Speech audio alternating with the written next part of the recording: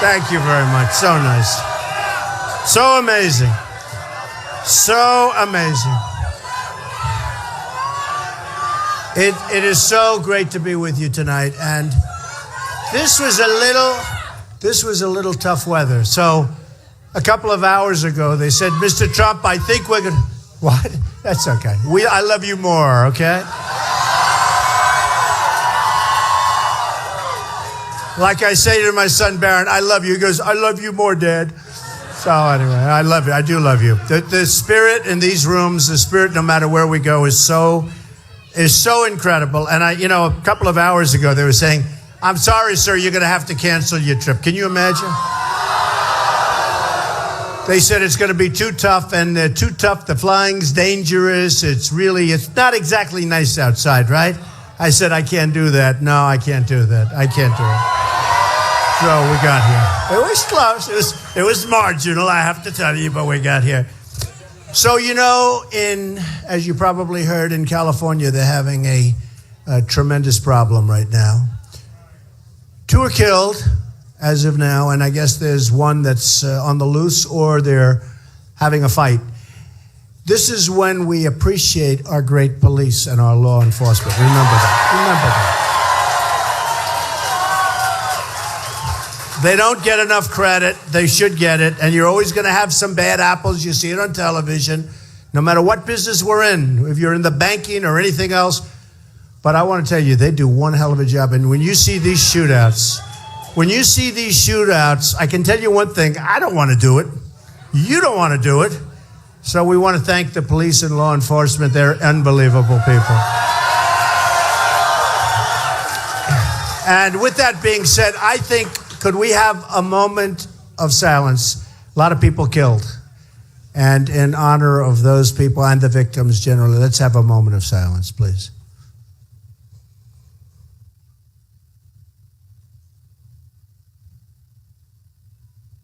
Okay. Thank you. Thank you.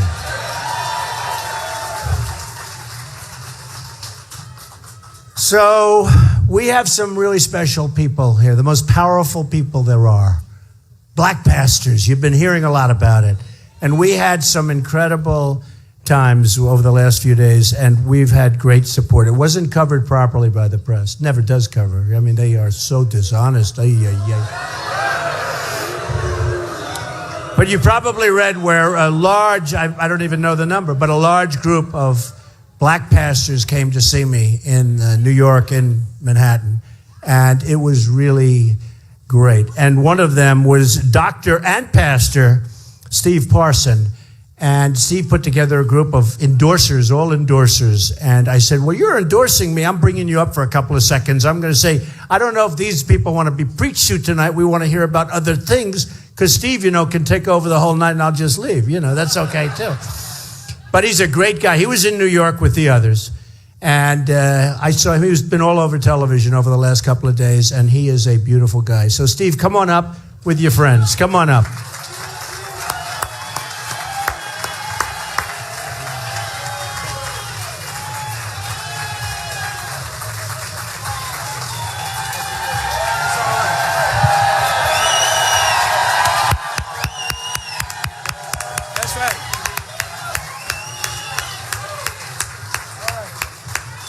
I'm not going to take too long, but I will say this. We're a group of black ministers, as you said, and then we have one token brother over there, right? Okay, but I will say this, that people ask me, well, why are you endorsing Donald Trump? Well, my opinion, he's the best and the only one that can beat Hillary Clinton. That's right. Okay? I mean, listen, we got to win. And one thing about Donald Trump is he's a winner. Amen? Oh, and here's another thing, too. He knows how to create wealth. Can I get an amen? And as a black minister, I'll just tell you this. We're right in the inner city. And I tell you, we need jobs. We need employment. We need businesses. And I tell you, who better can help us help ourselves than Donald Trump? You see? So I just tell you this, that I'm glad. I personally believe that this is a movement.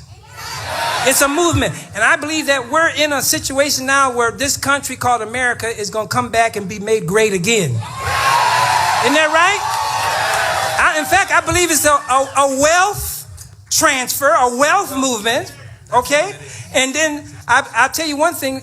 Mr. Trump is going to make this military strong again, too. Well, why is that? Why is this? I'm not going to take too much time. I'll tell you this. Donald Trump just doesn't take anybody's mess. Thank you. Thank you, fellas. They've got big power. They have the ultimate power, right? So go and enjoy yourselves. Can you please get them a good location? It's pretty tight in here. Thank you. Thank you, fellas. Thank you. So nice. So nice. Do a fantastic job. I've seen what they do, and man, they do a job. Nothing easy in life, you know, nothing easy. Sometimes that can be tough. You work in the inner cities, it can be pretty tough. It can be pretty tough. It can also be rewarding, and they get great rewards. Thank you very much, and thank you, Steve. So, we've got a lot going on in this country. And I don't know if you saw, I tweeted, I'm on my way to Manassas, I'm on my way, and here I go. And first I said, we're going to Virginia, then we'll come. The truth is, you look at what's happening with our country. And I said, you know, we're going to have fun considering we don't have good subject matter, right? We have really bad subject matter. We don't win anymore. We don't win. We never win. We don't win with the military. We don't win with trade. We don't win with deals, any kind of deals. I look at that Iran deal. It's one of the worst things I've ever seen. No, think of it. Think of it. They've already violated the deal. You know, I don't know if have you heard? They've already violated the deal. The ink isn't even dry. Okay? It's not even dry, and they violated the deal. So we don't do it anymore. You look at surprises, right? She says surprise. Wise guy over here. She says surprise. You're right. Who said that? Stick up your hand. I want to. Good. Very good. Very good. So we're going to start winning, and big. We're going to win. We're going to win. We're going to win a lot.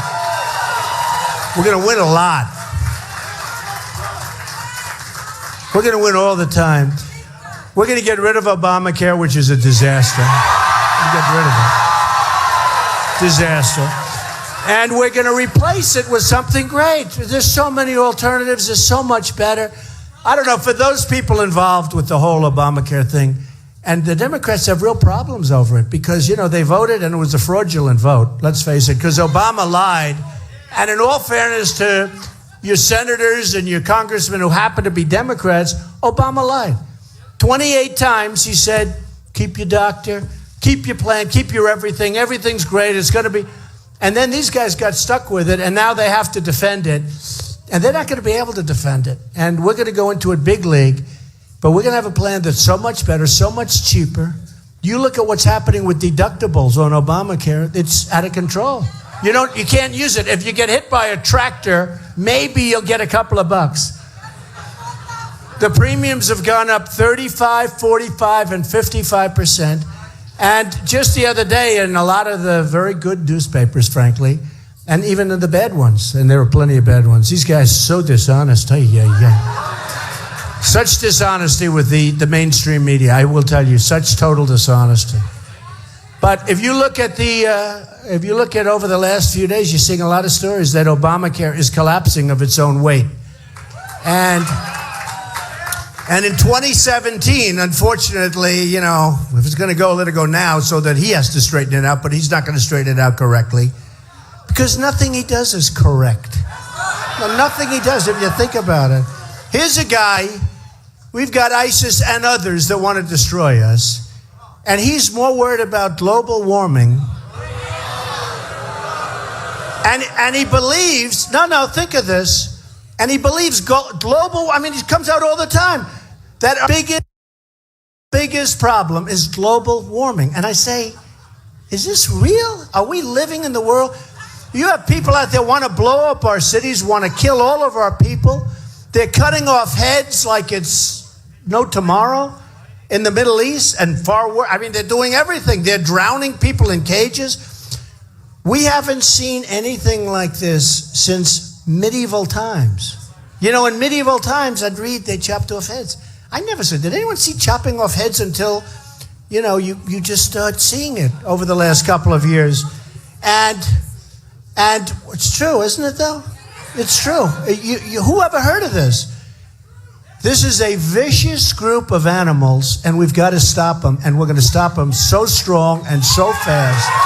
So strong and so fast.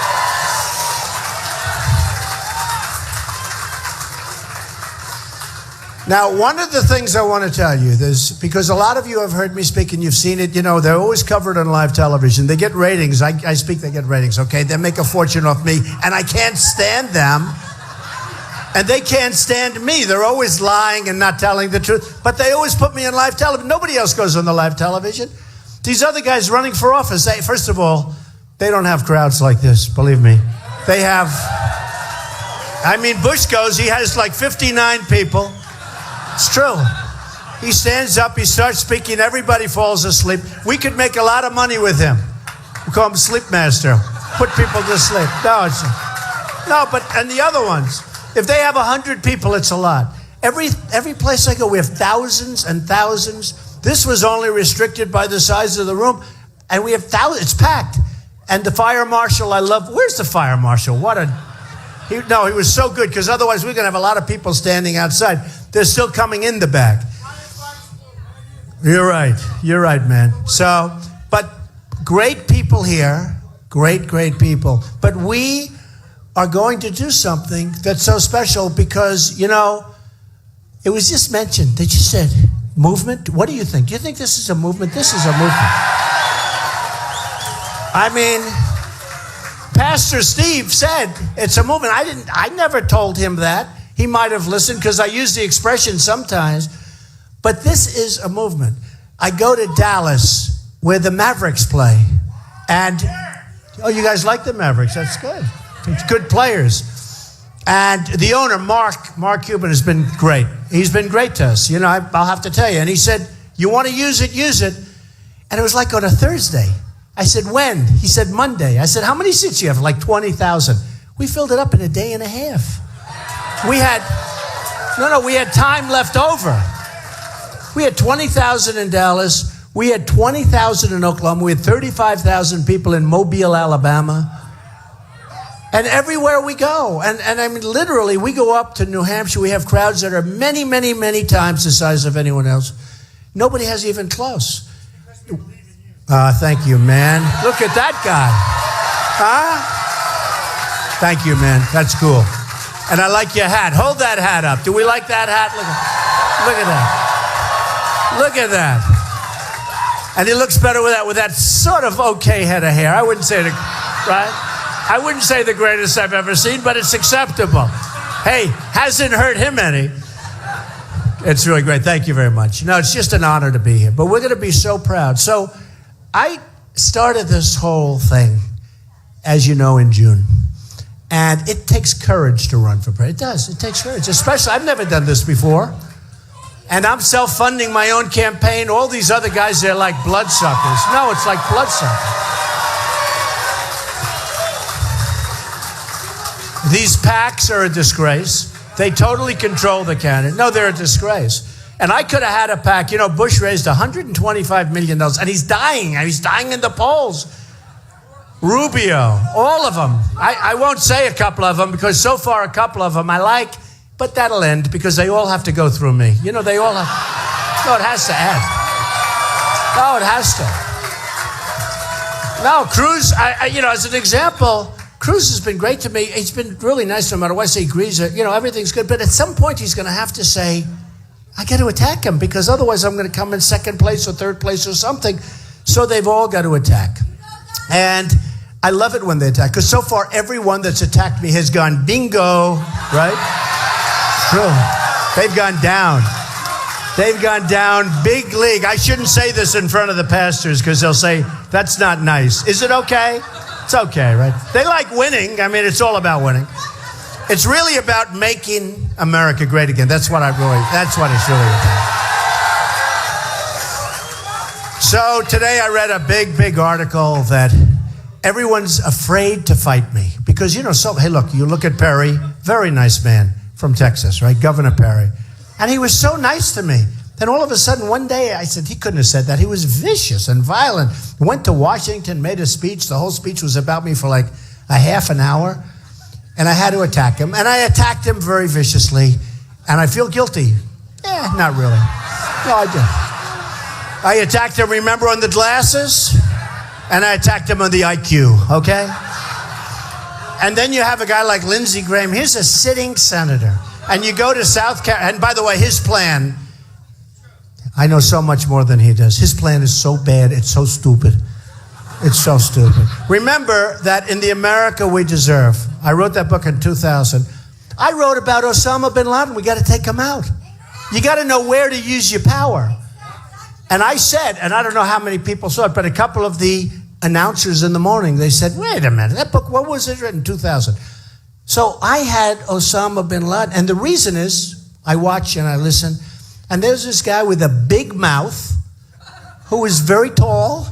And I said, wait a minute, let me ask you. Oh, I hear some friends. I hear some friends. I hear some friends. They don't want to make America great again. I swear, I don't think they do. We want to be a unifier, and we have to be a unifier. We have to be. And the funny thing is, I do a great job with things, and they will be a big beneficiary, but maybe they just don't understand it yet. Okay? Maybe they don't understand it yet. But maybe the police could move them away so we can all hear ourselves, George. Get them out. We have to. We have to. Yeah, we have to do that. It's not fair to the people. Thank you. Thank you, man. Thank you.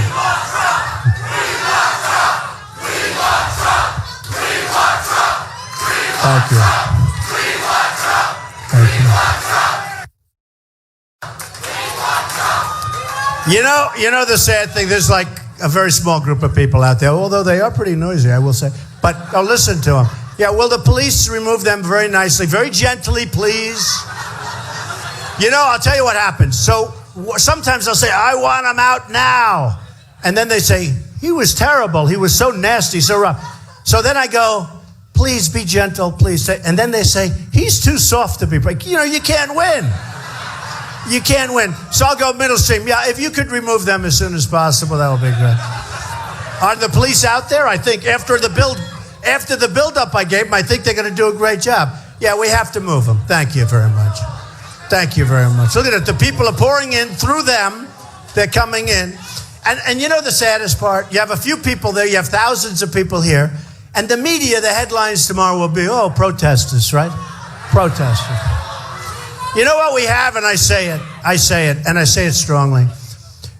I used to use the term silent majority, and the term's been used over the years. And it really is people that have been abused, and we have a majority.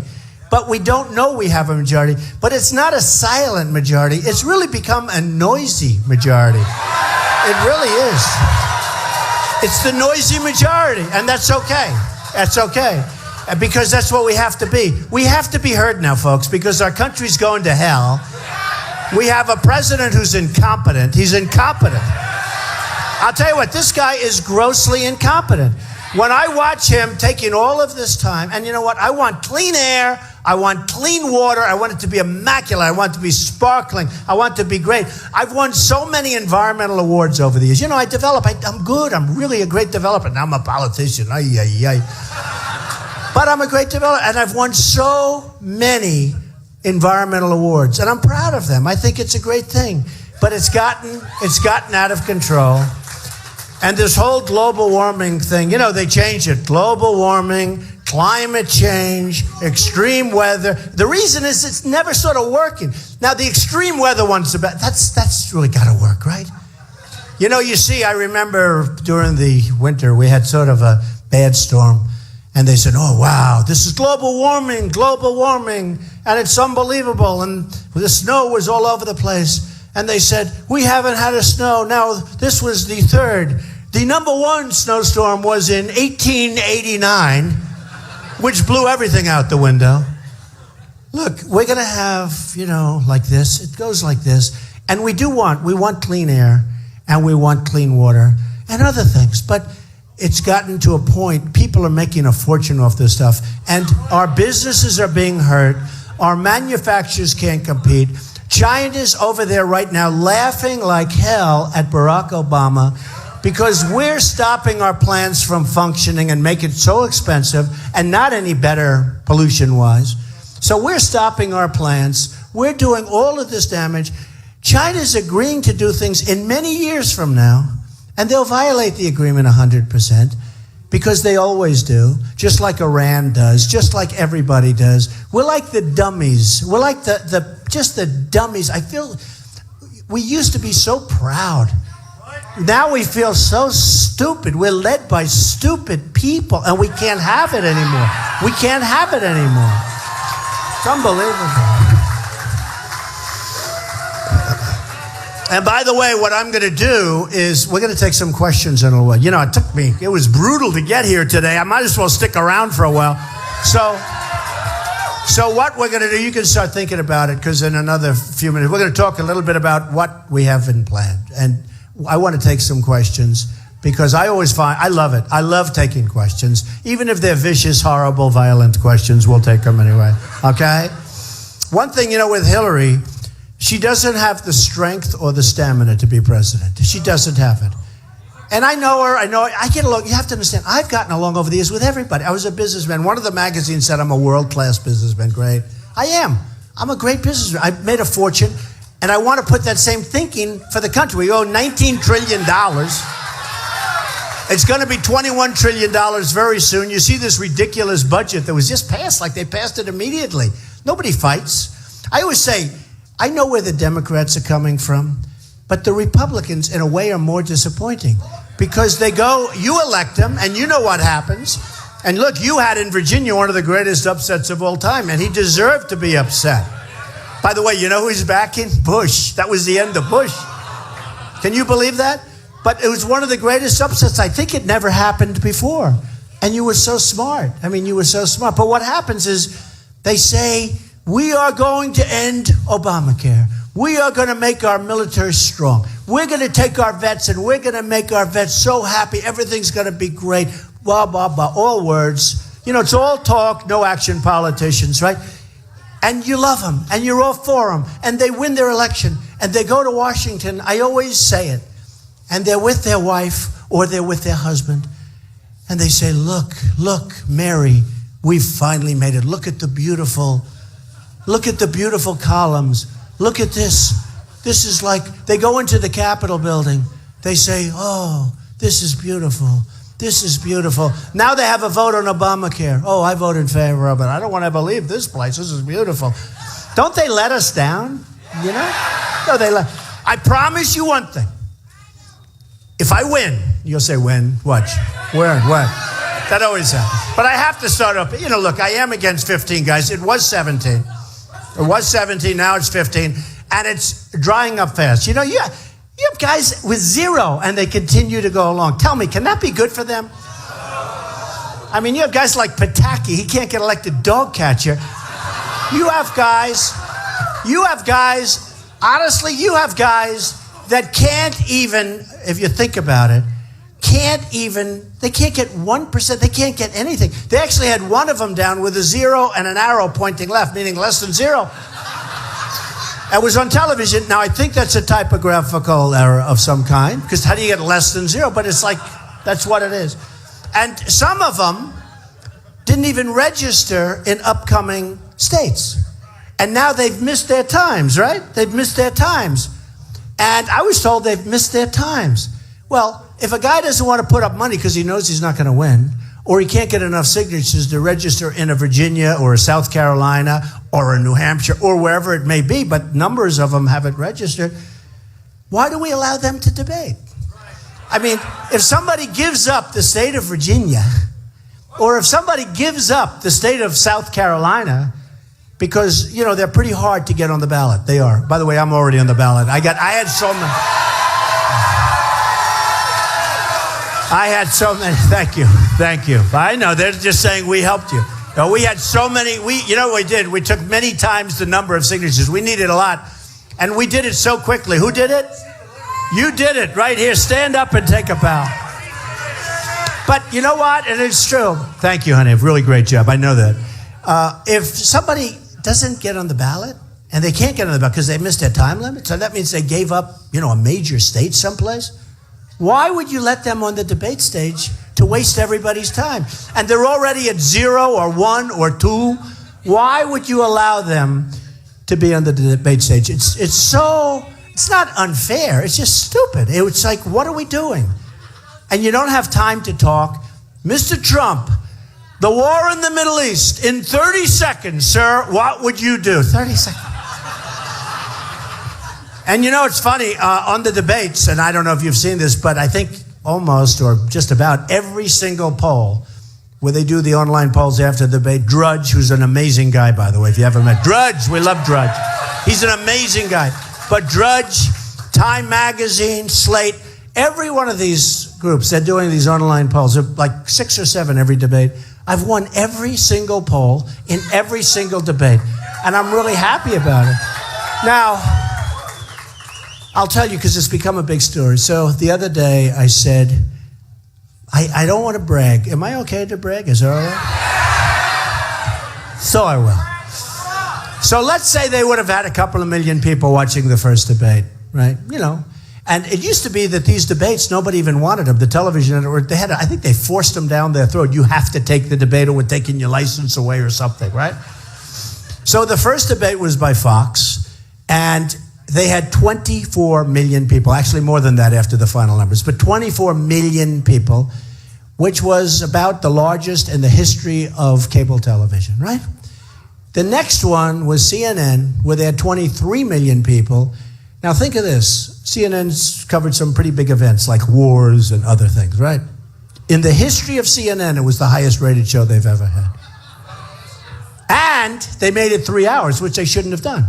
Because it was too long. Not for me. I could stand up. I could do this for 20 hours straight. It wouldn't matter. But nobody wants to watch this stuff for 3 hours, especially when 90% of the people know they're doing it. I don't even know why they're doing it, but nobody wants it. So that was unfair. And then when we went to CNBC, where that guy John Harwood, what an idiot he was. No, right? No, how bad. He's not even a professional. And I have to tell you, for 4 weeks before that, he was so nice to me. Oh, Mr. Trump, oh, you're so wonderful. Mr. Trump, you're great. And then he comes out with a question. He reads it, Mr. Trump. And, he reads a wise guy question. I said, that's not a very nice question to start off the day. But they wanted 3 hours because advertising sells for so much now that they make a fortune. And I said, I'm not going to let them have 3 hours. I'm not going to let them have it. And everyone said, these same people, they said, oh, you'll never be able to stop them. And I said, yes, I will. I stopped him. I think it took me, what do you think, Corey, about 3 minutes? No, I said, I'm not going. And I have to tell you, Carson said he'll go along with it. So that was very nice, Ben Carson. And he said, I have to give credit where credit is due. Because I've been a little bit rough on him. But I have to give credit where he came along and he said I would go along. And just so we went in, and I said the two of us, we're not doing it. And they folded like an umbrella. It took 2 minutes. So now my big thing is they all say, you can't get Mexico to pay for the wall. Try it. Try it. We're going to build a wall.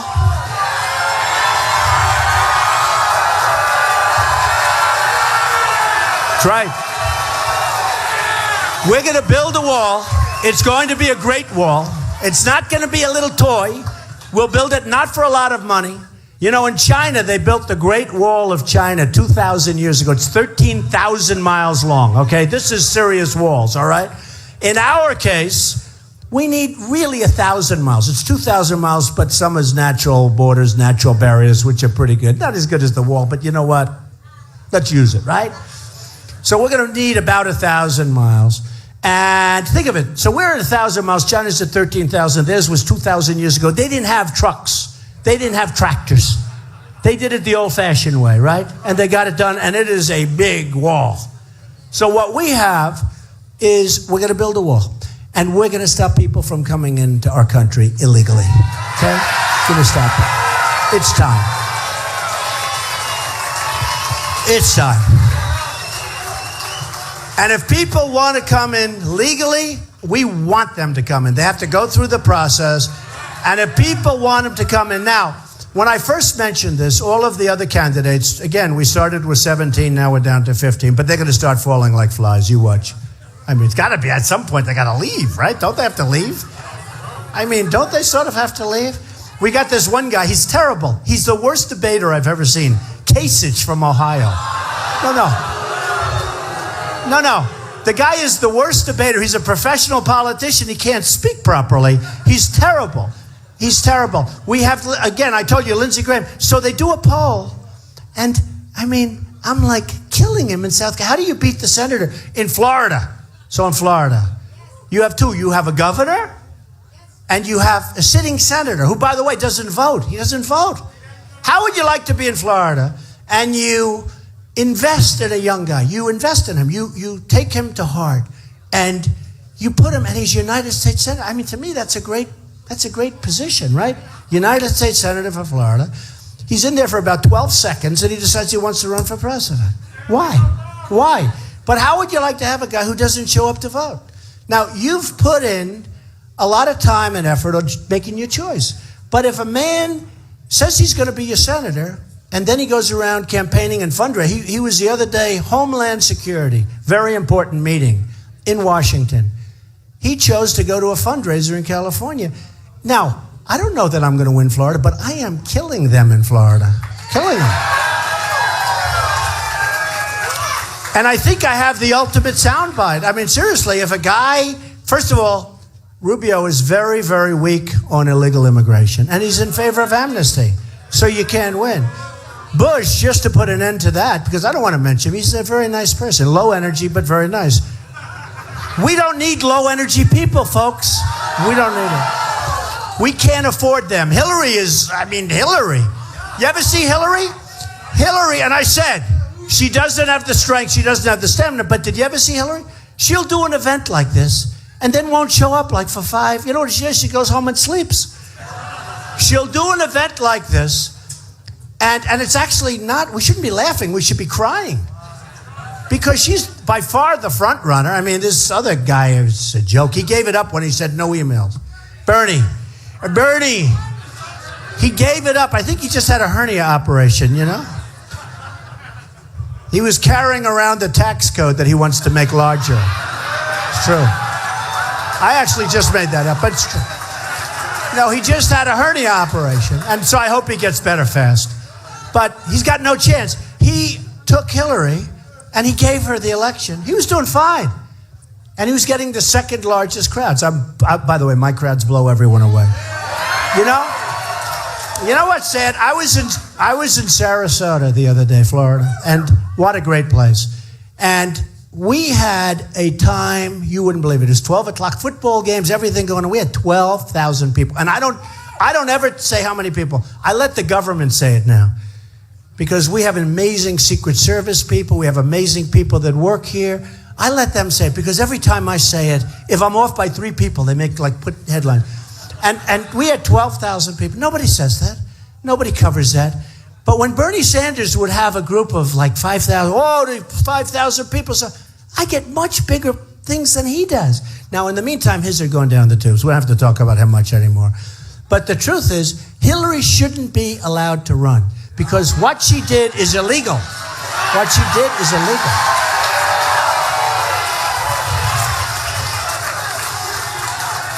I want her to run. And by the way, the Fox poll just came out. I beat her easily in the Fox poll 101. You know, I can't believe it. I had this whole thing, and I never mentioned polls tonight. Can you believe that, though? I'm so sad. Usually I start off by saying, and then everybody says, including the press and my opponents, he always talks about polls. You know why? Because I'm winning all of them. Still. If I were them, honestly, if you think about it, one of the major mainstreams asked me not so long ago, they said, why do you always talk about polls? And I never thought of the question. And I said, I don't know, because I'm winning. I'm winning every poll. It's good to talk about them. I don't know who the hell knows what they mean. I think they mean something, right? It is sort of strange. You know, they interview 392 people and they say with certainty that you're plus or minus 3, and it's sort of an amazing thing. I studied it at Wharton. I guess it works because, you know, frankly, there's something going on. But then when you have many, many, many of them, and I'm number one in every single one, and number one in every single state, and number one, I mean, you look, Iowa, number one, New Hampshire, number one, South Carolina, and big margin. Big margin. They got to really work hard to catch me in New Hampshire, let me tell you. Those people and the people in Iowa, these are great people. And then you go down, South Carolina, tremendous. And then we go to Nevada, tremendous. And in Nevada, I win the Hispanic vote, okay? They do. And I've always said I'm going to win the Hispanic. Because I'm going to bring jobs back. I'm bringing jobs back. I'm bringing them back from China, and I'm bringing them back from Japan, and I'm bringing them back from Mexico, and I'm bringing them back from Vietnam and every place. We're going to have jobs again. We're going to have jobs. You know, the number one, and I'll probably get it tonight so I can maybe just avoid this question, but the number one question I get, I go around, I see a lot of different places. I use a lot of college auditoriums and all, because the crowd sizes. And a lot of students come up, Mr. Trump, what can you do to help us? We're choking. They're choking with debt. And the biggest thing they're choking with, they then go for 2 years or 4 years to college, and they can't get a job when they get out. And they're good students at good colleges, and they can't get a job. It's one of the most heart-wrenching questions I get. And you see these students, and they're borrowing money from, and you know, to a large extent from the federal government, where it's the only thing, it's just about the only thing the federal government makes money with is student loans. Maybe that's the only thing it shouldn't be making money with, you know, if you think about it. But we're going to do something with it. And, you know, I don't know what's going on with the colleges, but those colleges, they're going up like a skyrocket. You know, things are sort of even. Nobody's going up at the colleges, so somebody's doing something wrong. And one of the reasons the colleges go up is because the federal government pays for the students, but the students can't afford to pay that much. And we got to look a little bit into the colleges. Why are they going up more than anything else? They must be making a fortune. Let's buy a college. You want to buy a college? Don't buy. Don't buy. But there is something going on. But one of the saddest things is when you see these students, and the worst is they're really good. And I mean, I've met so many of them, and I feel so badly for them. But it gives me more inspiration because I'm going to create the jobs. They can't get a job when they graduate. They can't get jobs. And we're going to change that around. When they go through college and they do a good job, and especially for the good students, you know, you have students that work really hard to be good students, and then they can't. They come out and they can't find anything. They don't know what to do. And then they owe money to the federal government and to everybody else. And they've done everything they can to get through that college. We're gonna start winning in this country, and we're gonna start helping them out. We got to help them out. You know, I always talk about the vets, and everybody knows I have a great vet plan. Nobody treated worse than the vets. Illegal immigrants are treated better than our vets. I'm telling you. No, they're being treated better than our vets, and that's going to end. We're going to treat our vets. We're going to treat our vets well. And I put in a policy plan a couple of weeks ago. I was on a great ship, and it was an amazing day on the Wisconsin, and we put on the battleship. I said, can we use this? Look at the ship. You can't build them like this anymore. They sort of didn't give me the answer. Because that looks like an awfully, I love renovating. You know, I love buying a building. The foundations are there, the structure's there, the outside is there. Have to replace windows sometimes. If you can keep them, you keep them. Like I'm doing the old post office in Washington. You know, yeah, that's right. You people would know it. One of the most beautiful buildings in Washington was a disaster for 30 years. Put it out to bid. Think of it, in the Obama administration, Trump got it. Am I a good deal maker? Okay. One of the most sought-after properties in the history of the government services, you know, GSA. And we're now under budget and ahead of schedule. Think of and that's what you want in the country. That's what you want in the country. And it's going to be one of the best hotels anywhere in the world. The OPA, we're calling it, if you don't mind, Trump International. I didn't want to keep it the OPA. Somebody said, well, we have to keep the name. The government, they were saying we have to keep the name the old post office. But it's not a post office, it's a hotel. We have to change it. But I will tell you, and I've dealt with the GSA, and they're really terrific people, that you really have some, you have some great people in government. You really do. If we can be led properly, this country is going to go to a level that you won't even believe. I've been saying over the last 2 months, because I've met so many people like yourselves, and it's really similar. There's so much love in the room, but I've met so many people, and I've seen the genius of these people, and I've been saying, we're not only going to make our country great again, we're going to make it, in my opinion, I really think we have the potential to do it greater than ever before. I really believe it. And we'll make it great, and we'll build it up, and we'll make it rich again. A woman came up to me and said, Mr. Trump, that's a little crass to say rich. We got to make it rich. We're a debtor nation right now. She said, I'm voting for you, Mr. Trump. I love you, but please don't say we're going to make it rich, Mr. Trump. It's crass. I said, I have to say it. I have to be truthful. We're going to save Social Security. We're not going to cut Social Security. We're not going to cut Medicare. Carson wants to cut Medicare. He wants to get rid of Medicare. I say, it's actually a program that works great. Now, you have waste, fraud, abuse in Social Security and Medicare. We'll take care of that. We'll have proper, but you're not going to be cut. You've been paying into your plans. You've been paying into Social Security for years. Now they're coming up to you. It's getting to be that time. I don't want the Social Security. Okay? But it's getting to be that time where you're going to need it. And I think it's unfair. After all these years, they want to cut you. Governor Christie wants to raise the age so that you have to wait another, pretty extended period of time. It's not fair. You've been paying in for years. We're going to take money back from all these countries that have been just absolutely eating our lunch. We're going to have so much money. So I said to the woman, you know what? It may be crass, but I have no choice. We're going to be so rich, and what we're going to do, and you're talking about tremendous money. Don't forget, when you have imbalances of 450 billion, not million, 450 million wouldn't be good, right? How about 450 billion a year? And then they say, oh, that's terrible. I am a free trader. I believe in free trade, but it has to be smart trade. We can't be stupid people, right? So they say, oh, Trump isn't a free trader. He's not, oh, this is terrible. I said, no, I'm a free trader. But when for years we have a trade imbalance with China of over 400 billion every year, that's called dumb trade. We have to be. And then the head of China comes, and poor Obama, oh, it's so sad. He greets him with a state dinner. A state, for what? And he talks about our partner.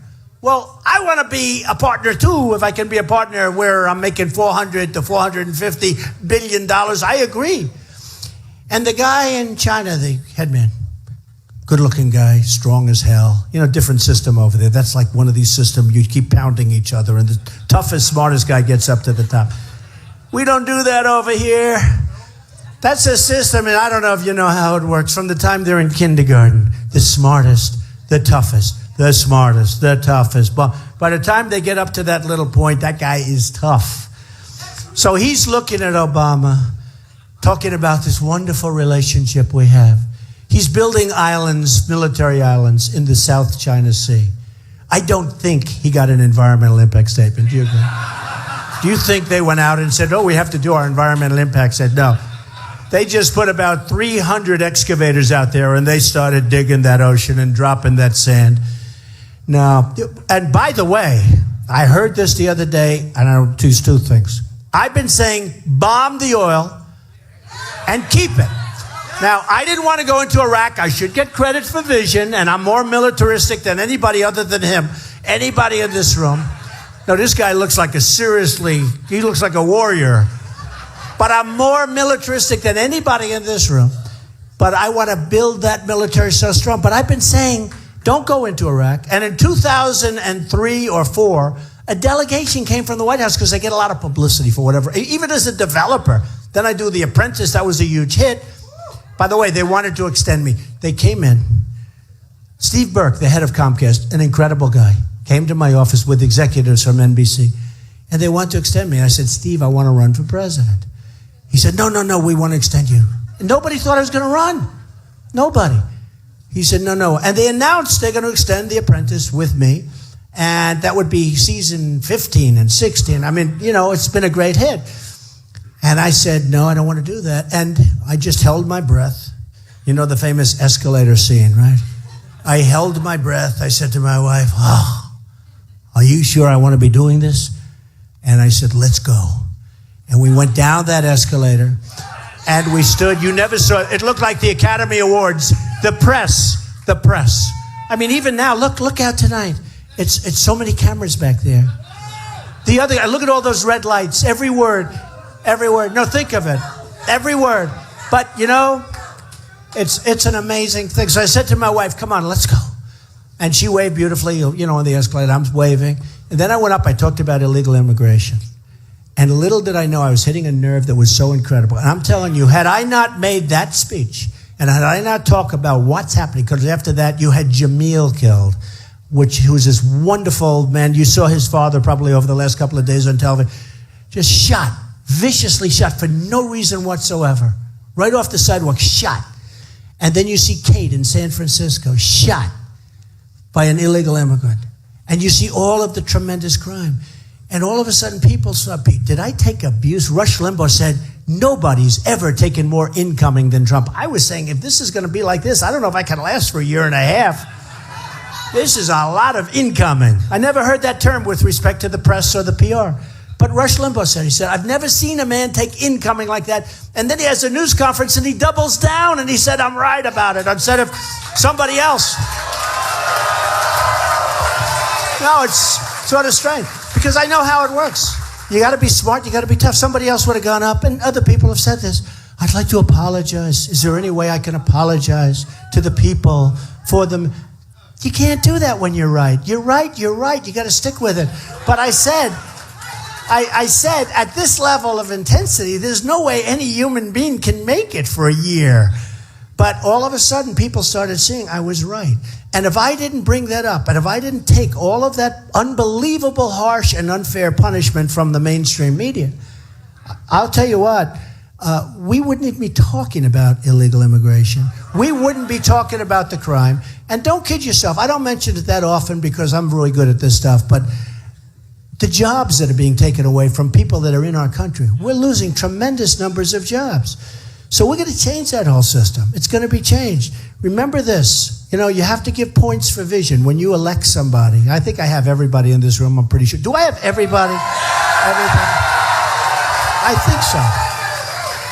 think so. I mean, I leave these places and they'll say, well, they're there because he's a great entertainer. I'm not here to entertain, folks. I'm not an entertainer. But a lot of I'll read stories like, the people in the room are there because he is a wonderful show and a wonderful entertainer. And that's not the reason you're here. You're here to vote. Please don't waste my time with the entertainment stuff, okay? I'm not an entertainer, believe me.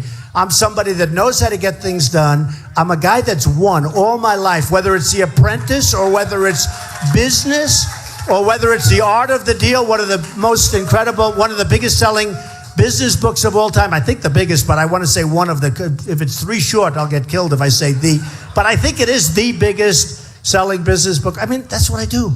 We got to win. We can win together. One of the things, vision. I've been saying, right? Take the oil, take the oil, take the oil. We shouldn't have been there. Iraq, Iran, fighting their whole lives, everyone. They always fight. They love to fight. We want to rebuild our country, right? Fight. We built a gas station. Did you see the gas station? Cost $43 million. And then it didn't work. Okay? And yet if we want to spend $2 in this country, we don't have any money. If we want to build a school for his children, we don't have any money. If we want to fix up our roads, they're decrepit. Our bridges are falling down. In China, they're building bridges all over the place, okay? So I said, take the oil and keep it. We shouldn't have been in Iraq, but take the oil. Because if you don't, we've spent $2 trillion, thousands of lives, the wounded warriors, and we give some of that oil to the families of the people that have lost their kids.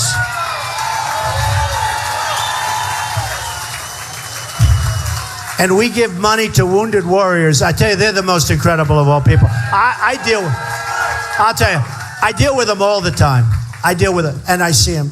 And they have the biggest smile, and they may be missing their legs, they may be missing an arm, they may be worse than that.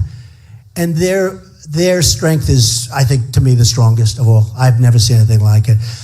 But the problem is, so we go into Iraq and we spend $2 trillion, thousands of lives, wounded warriors, and we got nothing. We got nothing. We don't have anything. Whatever happened to the victor belongs to the spoils. You know, in the old days when we were smart and strong, which we're not anymore, we're stupid people. We're stupid. We're being led by stupid people. And we're stupid because we allow these people to get into office. How does that happen? And I'll tell you, the few people that are demonstrating, that'll end up getting a much bigger sword, but that's okay. But the few people, if they were standing here, most of those people become converted. They agree with me. They agree with me. Because what's not to agree with? What am I saying? I'm saying common sense. I'm saying a little business. I'm saying a lot of heart, because I want to take care of people that can't. You know, there are going to be people that can't afford anything. You can't let them die. We're Republicans. You can't let them die on the street. Somebody will say, oh, Trump said something that's not Republican. He says he wants to help people. They don't have any money. What are we going to do? Let them die on the street? It's not so bad. It's not so much. We'll be able to do it. But we'll get great plans and everything else. But if you think of it, what am I doing? I'm saying we're going to fix our country. Why are liberals or why are Democrats opposed to that? I don't think they are. I really don't. Now, there's some bad people and it doesn't matter. But I don't think they are. And, you know, very interestingly, one of the polls said more people, if I win and Hillary wins, they say more people will come to the polls. In the history of the country, it'll set a record. Just like, if you think of it, just like the 24 and the 23 million people set the record. They said, and it just came out, CNBC thing, that is good. And they say the people that come are going to vote for Trump. They all said that. They said that, the story. Check it out. And we're going to beat Hillary. And I'll tell you the other thing. Yeah, I've got to be tough on the border. And some of the Hispanic maybe won't like it. But they love me because, and the ones that are here, thank you. Where's, oh, there's Hispanic. Where did I see that sign over here? Where did I see? I saw a great sign. I'm telling, adios amigos, make America great again. Look at that. I'm telling you. I'm telling you. And you know, the African American vote. So a poll came out recently. Trump gets 25% of the African American. For a Republican, that's unheard of. It's unheard of. And one of these commentators who's like devastated, because a Republican would normally get, what, 5 or 6%? What do you think, Steve? Like 5 or 6%. So I have a poll that said, I mean, I don't think these pastors are going to be standing up with too many other candidates. Do you agree with that, Steve? You know, I don't think so. So I have a poll, 25% of the African Americans want Trump. And one of these commentators, and they hate, by the way, they hate that I'm winning. They have such a hard time with the polls. I mean, the one just came out, the Quinnipiac poll, right? And I'm killing everybody. And I'll tell you, Cruz and Rubio are in second place. And they said, they're sort of tied. And they said, Rubio and Cruz are doing great. I said, what about me? And I went up a lot. I went up as much as they did or more. And it's harder when you're high. And I'm beating them by like a lot. And they talk about, they didn't even mention my name until you got to the first. While Trump is winning, the other people are doing very nicely. You know, it's unbelievable. So we're driving the media nuts, okay? We're driving them nuts. They don't know how to handle it. And they're very dishonest, many of them. I only say 70%, but 70% are really dishonest. What's going to happen is, and what did happen, so they mentioned the 25%, and one of these talking heads said, you know, if Trump gets 25% of the African American vote, this election's over. He wins. It's over. You know that. It's true. And why wouldn't I? Think of it. Obama, what has he done? What has he done? Think of this, and then we're going to do questions. Obama, think of it. Obama, your African American youth, 51% unemployment, right? Your guys our age, They have an employment that's double and triple what other people have. What the hell has he done for the African Americans? He's done nothing. He's done nothing. I don't think he cares about him. I think he's done nothing. It's all talk. It's all words with this guy. He's an unbelievable divider. I thought he'd be a great cheerleader for the country. That's one thing I thought. I said he'll unify the country, and he's really divided the country. He really has. And we're going to unify the country. And we're going to do amazing. We're going to set records with the African American vote. I mean, honestly, for Steve and the group to come up here, that was such an honor for me tonight. It was such an honor. Such an honor, and we appreciate it. So all of the things that I said are true. And just to finish before we do some questions, if you were with me 2 weeks ago, I was much different. I was talking about China all the time. And I was talking about trade, and I'm telling you all the bad deals, and that our companies are all leaving, which is true. And they're moving to Ireland, and they're moving to other places. And we have $2.5 trillion offshore, and we can't bring it back because our tax laws are so bad. And by the way, my tax plan, I'm cutting middle-income families' taxes to the lowest level that they've been in years. Because we have been destroying our middle class, which built this country. And I'm cutting companies' taxes and corporation taxes and small business taxes down to 15%.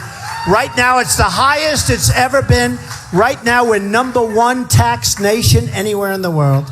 Anywhere in the world. And I'm bringing it down to I'm not exactly the lowest, but it will soon. I think we can maybe do that. But I'm bringing it down to one of the least taxed business nations in the world. So the middle class is going to be taken care of.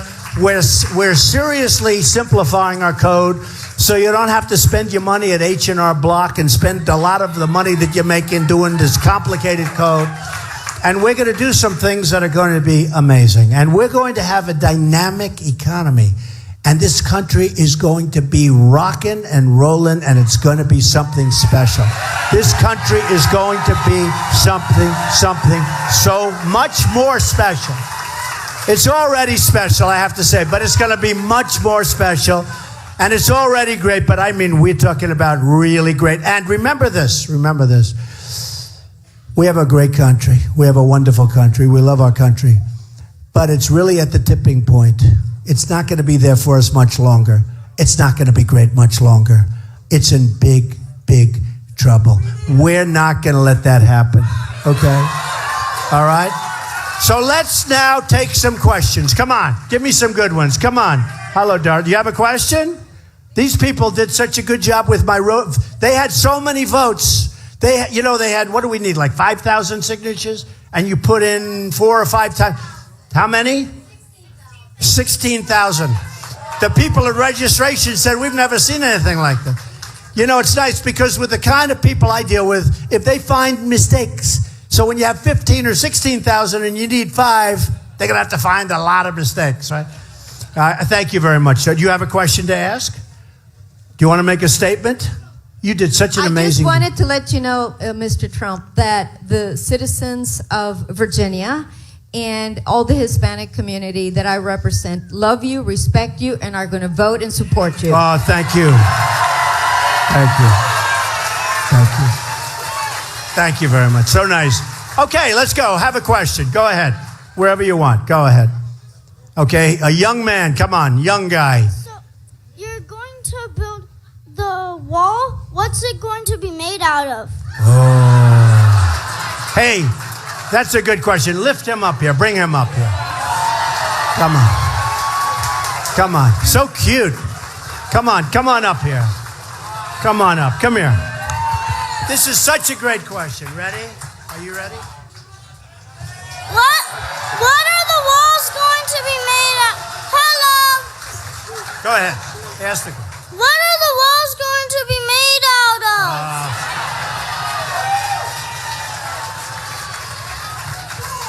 That might be the best question I get today.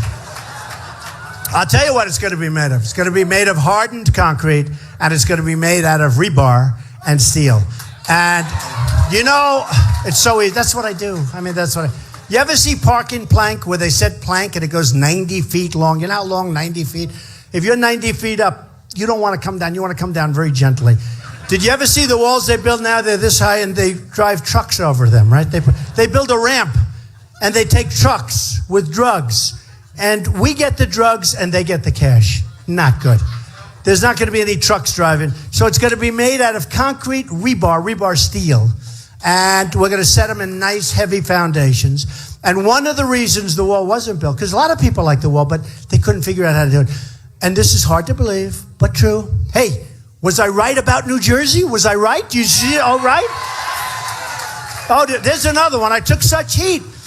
And all of a sudden, over the last couple of days, reports start coming out. You know, Trump is right. I saw it. I get hundreds of calls. And now even some of the mainstream has been saying it. So I'm very proud. How many people would have taken that abuse without saying, oh, I'm sorry? Okay, they're all said, apologize. I'm right. There's a lot of hatred going on. We need vigilance. That's where it started. We need vigilance. We can't let this happen. They can't blow up our buildings. They can't cut off our people's heads. They can't do it. Or other people's heads. But they can't do it. Okay, let's have a question. Go ahead. Thank you, Mr. Trump. We love your tone. Tone, yes, famous word. That's tone. Right. You're right. In 92, when Ross Perot ran, he said, should lightning strike and I get elected, the first 100, we're not going to wait 100 days to start doing something. We're going to do something day one. What are you going to do day one? Okay, let me judge, because Ross Perot, who I haven't known much, I know his son, he's a good guy. He made a big mistake. He quit. Then a week later or whatever, he said, oh, I made him, and when he went back, it was over. But he was, he had a certain style, and I studied it very closely. And number one, it's really better to run as a Republican, I will tell you that, and I want to run as a Republican, and I'm leading by so much. The question was asked before, would you ever run as an independent? I don't want to do it. I just want to run and win as a Republican. We're there. We're this close. We're this close. We're going to probably run against a woman who can't win. Her whole life has been corrupt. It's been corrupt. She's not going to win. So in the first 100 days, we're going to knock the hell out of Obamacare. We're going to unsign. The great thing about executive orders, I don't have to go back to Congress. I don't have to go back. I just sit down and I will be unsigning many, maybe not all, maybe there are a couple of good ones. I don't know. I doubt it. But we're going to be unsigning a lot of executive orders, especially his order that basically lets anybody they want just pour into our country. That's going to end. Okay? All right? And just to add, we're going to start immediately working on Social Security, immediately working on Medicare so that we really make it strong. We're going to bring great things back into this country. You're going to be so proud of me. He's got that Trump shirt on. You're going to be so proud of me. Thank you for the question. I appreciate it. You'll be very happy. Okay. Go ahead. Go ahead, ma'am. Mr. Trump, can you talk about Israel and your relationship with that country and their Sure. leader?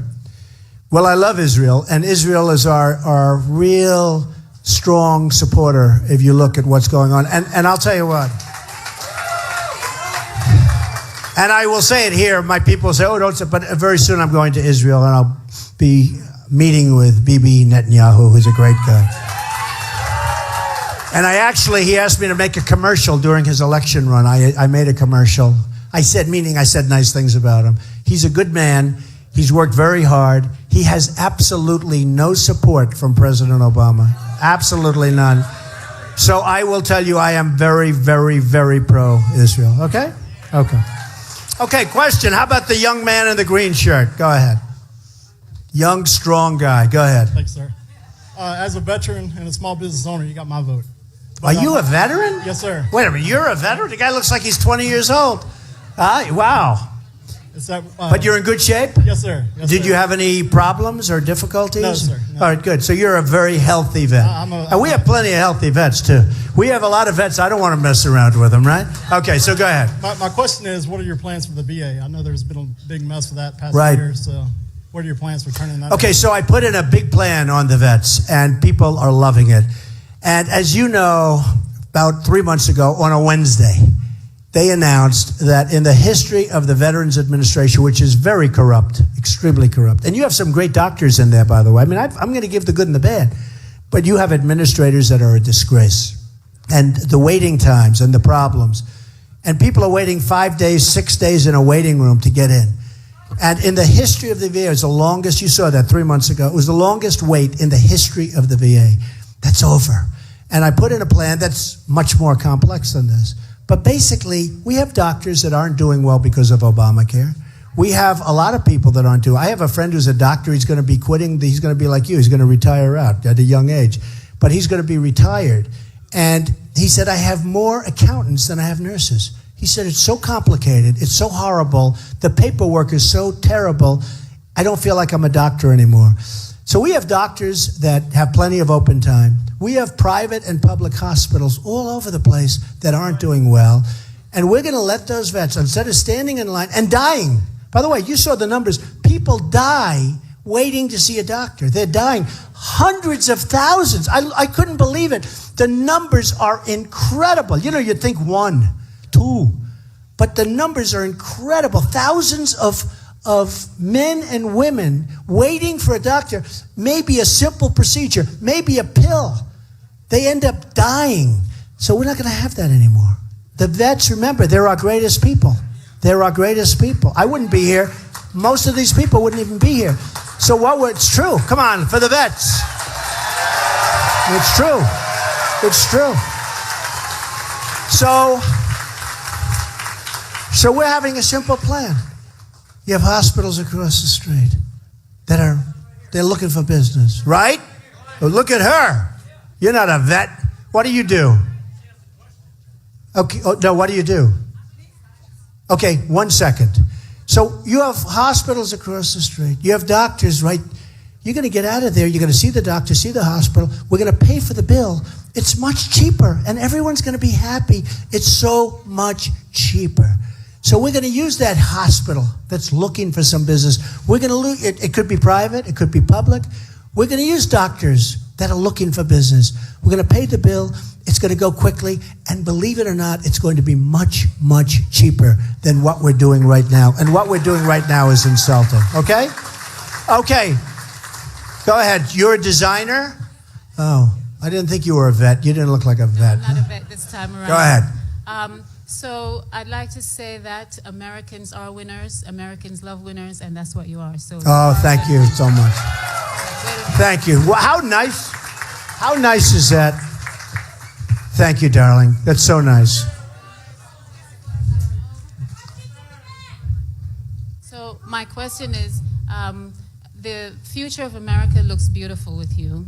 And understanding the whole thing with trade with China, I'd like to see more made in America labels, apparel. If you look around, all of you are wearing. That's great. Come on up. Get her up here. She's so nice, so beautiful. Come on, get up here. You work it out. Come on, get up here. So nice. What a nice question. But you know what? What she said is so important. Do you remember the old days when some of us were young and some of us weren't even born when we're talking about? But we used to have a sticker, made in the USA. That meant quality, right?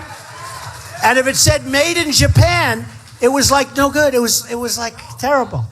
Now it's reversed. You don't have it anymore. We had those stickers made in the USA, and that meant super, super quality. I just want her up. I thought she was so fantastic. Come on over. Believe me, if I didn't like the question, folks, she wouldn't be up here. She wouldn't be up here. So nice. Don't worry about that. Don't worry. Come on up. Look at her. She's got to work to get up here. I'll tell you, Secret Service, when you hit number 1, all of a sudden you have a lot of protection. Nobody can get up. Come on up here. Look at this.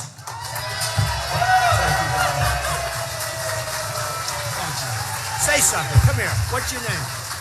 My name is Colette. Beautiful. My name is Colette. You're beautiful. And I think he will definitely make America truly beautiful and great. And I design mostly for men. I think guys are at a disadvantage with the fashion world. I think everybody can appreciate that. And so I've been living overseas for a while. What I would really love to see is all of you wearing Made in America labels. You're great. Thank you. You know, it's a great statement and it's a great question. Because honestly, you don't see it anymore.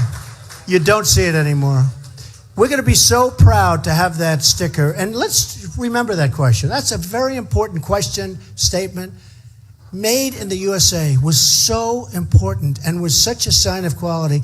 You don't even see, first of all, we don't make that much anymore. It's not like it was. Think of it, think of this. I go to Los Angeles recently. I saw ships, the biggest ships you've ever seen, with cars coming in from Japan, pouring out. They're pouring, like going 30 miles an hour, pouring out of these ships. These men, we send them practically nothing. It's a one-sided deal. We can't have that.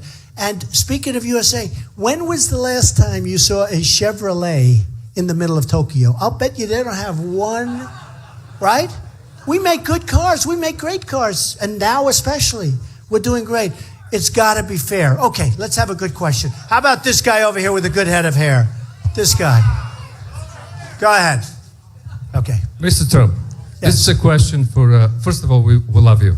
Thank you. This is a question for President Trump, Okay. which is here. How are you going to deal with President Putin? Okay. Putin, it's a very fair question. Putin cannot stand Obama, like a lot of people. What else is? And, you know, recently I was on 60 Minutes. They interviewed Putin, and separately they interviewed me. We got very high ratings, so I feel he's my stablemate, all right? Putin, and I said this a couple of months ago, when he started bombing, I said, let him bomb. Let him bomb. The problem our country has is we don't even know who we're fighting.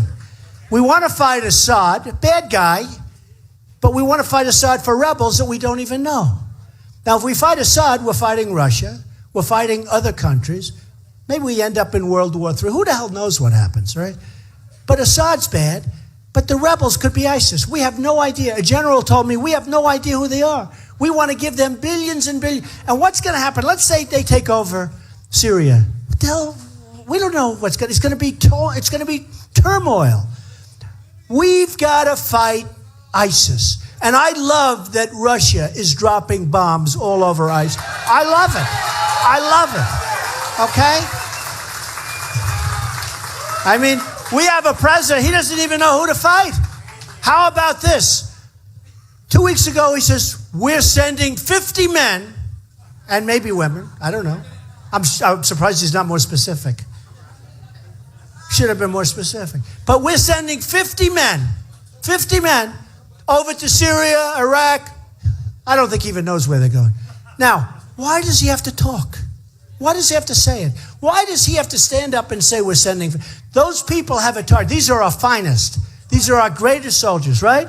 Why do we have to do that? Why does he have to open his mouth? Why can't he send them and be quiet?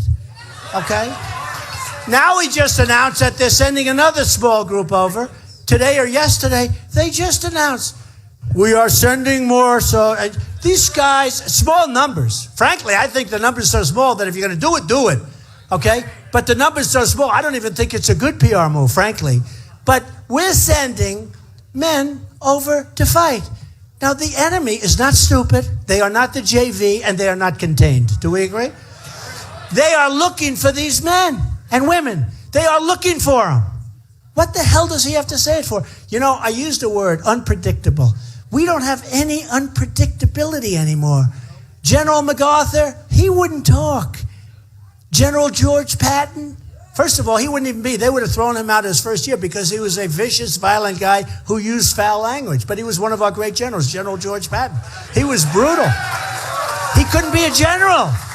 He couldn't be a general today because he was too crude. But he was a genius. And his men loved him and his men fought for him. But he couldn't be a general. And I watch our general, they're on television. These guys are on television all the time. I don't want my generals on television. I don't want the enemy watching one little word and you're giving something up. So I did a deal recently. It was interesting. And it was a great success. And they called up my opponent because that's what it was. And he couldn't stand me. I mean, did I do a number on this guy? And he couldn't stand me. But he said something that was very interesting. He was honest. He told the reporter, Mr. Trump was really tough because he was so damn unpredictable. We couldn't figure out. He was so unpredictable. That's why I won. And I didn't know, was he being nice to me or not? I said, what does that mean? He said, we couldn't figure you out. I said, thank you, because I thought it was a compliment, but I had to be sure, okay?